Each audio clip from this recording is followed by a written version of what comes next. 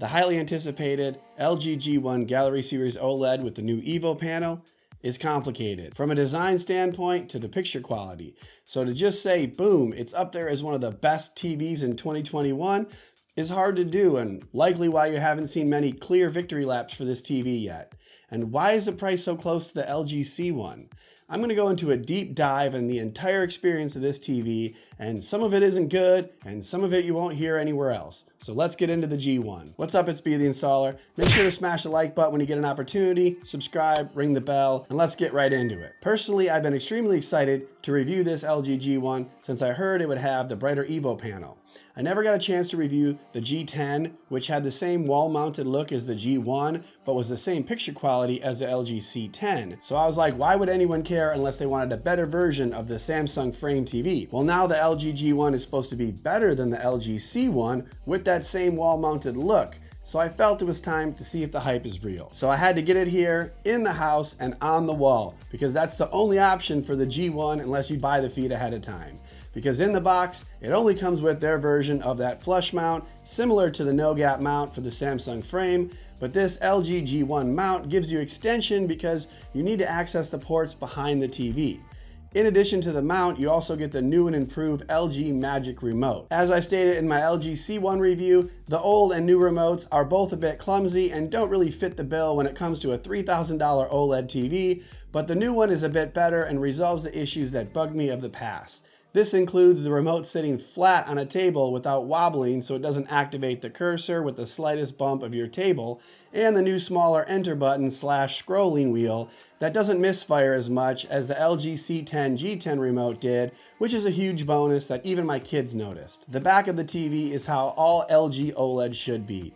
All 4 HDMI 2.1 ports are facing downward, tight to the TV, and the USB are on the side. It has to be this way for the flush look, but the LG C1, having much of the connections facing back, makes it nearly impossible to get it flat against the wall.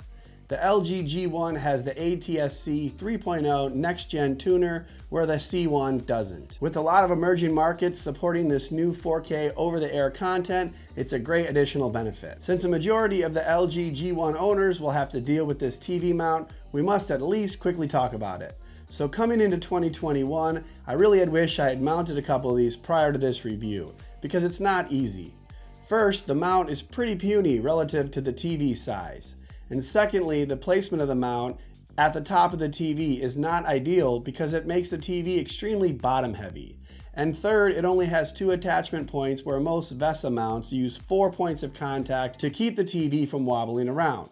I'll do a separate installation video, but the long and the short of getting this one on the wall is that you're gonna have to have some help, professionally or a couple of buddies. It's hard to see where the TV is going on that little mount, so it's best to have 3 people, 1 on each side holding the TV, and then someone up on a ladder looking down to visually assure that the bolts are in place and then giving the okay to lower down the mount. And though I'm 100% confident in the mount's strength to hold your TV, I was really hoping for a solid connection where the TV would be still, whether it was extended or pushed flat. But that is not the case. When extended, which is only for when you're connecting HDMI cords or whatever, the TV wobbles in a manner that I'd never really seen before, and it just keeps on wobbling. So strange. So you're really gonna have to keep it flat against the wall, which is LG's intention, because it would not be ideal for it to be swinging around like a pendulum if someone bumps into it at your home. You can also mount the TV on a regular mount, but you'll lose that flush look. And this is a 65-inch. I can't imagine how awkward a 77-inch would be to install with the same small mount. And if you're 100% on getting this TV, you definitely could consider getting the feet because this flush look isn't super easy to achieve and you still have to worry about the wires.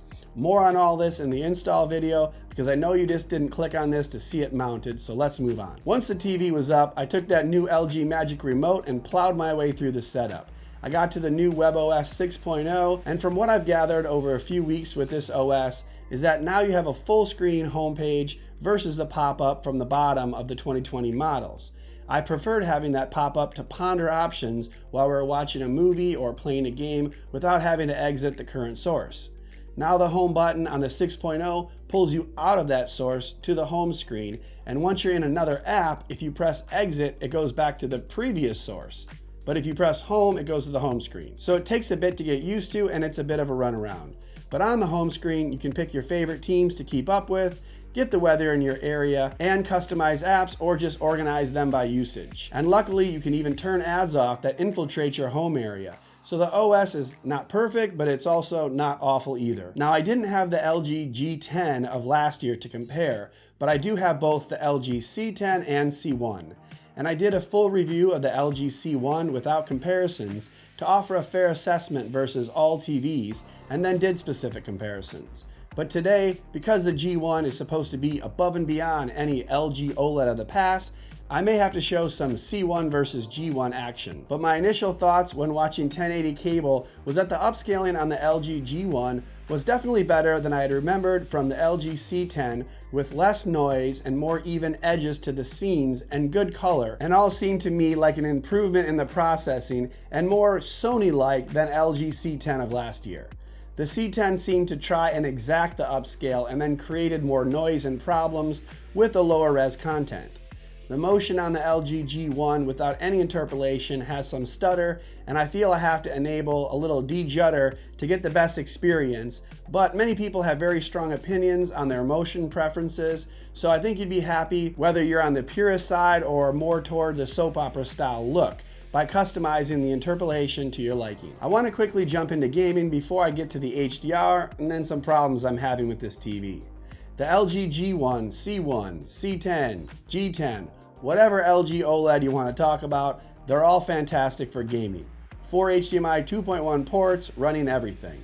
VRR, G-Sync, FreeSync Premium, and you connect any game console in and you get instantly connected to the wonderful world of LG gaming. And now the LG C1 and G1 both have this pretty cool game optimizer that allows you to see what of those features are currently active, as well as a genre selector to better the experience based on the game type that you're playing. The optimizer also has adjustments for the black and white levels, as well as options for motion, input lag, and reducing or blocking blue light. All of this is pretty sweet, and it seems like a pretty smart move for the TV maker who caters a lot to gamers. Overall, it's very easy to recommend LG OLEDs for gamers, so I'm going to move to HDR movies because the HDR on LG OLEDs is pretty crisp and colorful when compared to almost any other TV. The main complaint that I feel valid to date is that some OLED TVs just aren't bright enough with their HDR highlights, not even peaking over 800 nits, give or take. And sometimes in both HDR and SDR, you lose some shadow detail versus the competition. And I know I keep mentioning Sony in this LG G1 video, but I have already reviewed the Sony A90J, which is one of the two TVs in the US that is supposed to be the next big thing in OLED TVs. And the A90J delivered on the brighter highlights, even if they aren't the 1300 nits, it was clearly an improvement worth talking about. But again, with this TV, with just the eye test, watching movies in HDR, I felt the LG G1 was in line with the LG C1 and C10, but it wasn't necessarily any brighter. Luckily for me, I have the LG C1 just sitting around, so I'm going to pop it under the LG G1 and let you see for yourself what's going on with these 2021 LG OLEDs. Now when doing so, I'm going to set both of the TVs to the exact same settings. They're both on Dolby Vision Cinema Home, OLED brightness on 100, contrast 95, brightness 50, peak lumens was set to high, and both color temperatures set to warm 50. Pretty much everything else was either off or controlled by Dolby Vision itself. With these settings in place, I was pretty shocked to see that the LG C1 was either the same or brighter in every scene I played. And in addition, there was also the same or more shadow detail in the different scenes I recorded in the C1 at the bottom here. And this is even after the most recent firmware update that gave the G1 more pop and shadow detail. Because before that update, the G1 on the exact same settings looked to have less shadow detail than my older LG C10, which was just disappointing for the LG G1. But after the update, the LG G1 looks about as good as the LG C1. But still, that isn't supposed to be the case. We're not supposed to be talking about how the LG C1 is the same or better than this G1. Now there is panel variation, and I know ratings.com did measure the LG C1 to be slightly less bright than the LG C10. Maybe I just have a really bright LG C1, but I didn't expect to have to be pixel peeping this hard to try to find a sliver of hope for this LG G1 over the C1. And then I noticed another problem. When I was randomly moving to get behind the TV, I noticed that the G1 was changing colors as I walked to the side. Straight on, the two TVs look nearly the same, but as I rotate to about 30 degrees or so, the G1 started to turn a bit green. And when I was getting even more off angle, the picture got pink and then red. It was pretty trippy, and I'd never seen this before on an OLED to date. Now, I did look back to see if anyone else had noticed this color uniformity issue and found HDTV Test noticed what Vincent called a pink tint. And I guess it's kind of a pinkish tint from the side, but I kind of felt like it was changing color from the green to the red a couple times as I went around the TV, while the LG C1 below it remained consistent from all angles. One saving grace is that the LG G1 speakers are pretty solid.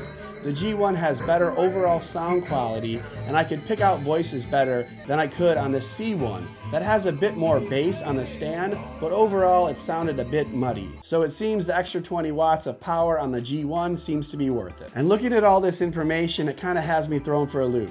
I mean, the LG G1 is a fantastic looking TV, and it has a lot of upside. Improved upscaling, great HDR, the best gaming on the market, all check. But in this case, that may not be good enough. First, you gotta mount this sucker on the wall, or at the very least, you need to get the feet that don't come with it. Secondly, I'm not getting any sort of advantage in the picture quality or brightness over the LG C1. And I've even heard some say that the LG C1 has the EVO panel as well. But the various sources are saying that the G1 advantages are not just the panel, but the processing and yada yada. But the eyes don't lie, and neither do I. I'm a bit sad for the LG G1 today, because I was hoping for a TV that not only had fantastic gaming features, amazing connectivity, and perfect infinite contrast, but a shot at rivaling the Sony A90J in creating fantastic highlights. But really, all I'm seeing is the same TV as the C1, but now you have to hang it on the wall. So is that actually an advantage or a disadvantage? I mean, it does look cool on the wall, but again, the G10 had the same look last year. This year was supposed to be the year that it all changed for LG OLEDs with the new and improved brighter panel, but I'm just seeing red. So my recommendations on buying have changed since I've opened the box. I really think buying an LG OLED will come down to a couple factors. First, early on, you have a couple options in getting the LG C10 and the G10 for a discounted price. If you're on that tighter budget or you need to get the TV now, go for it. If you're able to wait for the 2021 prices to settle, I see a very slim margin on the LG G1 and C1 now, and I think both will be aggressive all year. So you can get the more mainstream LG C1, which is basically the only one that comes with a stand, or you can get the LG G1, which remains a great look on the wall, but you gotta get it wall mounted. Now I see why everyone else is reviewing this TV on a tabletop. See, there are always smarter people out there. So the LG G1 versus 99% of the other TVs out there, it sure is a winner. But is it even the best LG OLED of 2021? Let me know in the comments. Let me know what you think. Are you as surprised as I am? Let me know below, and if you have any questions, make sure to ask. Definitely smash the like button on the way out, subscribe, set the notification bell to all so you see when I upload a video, and definitely check out that install video on the LG G1 so you can be the installer.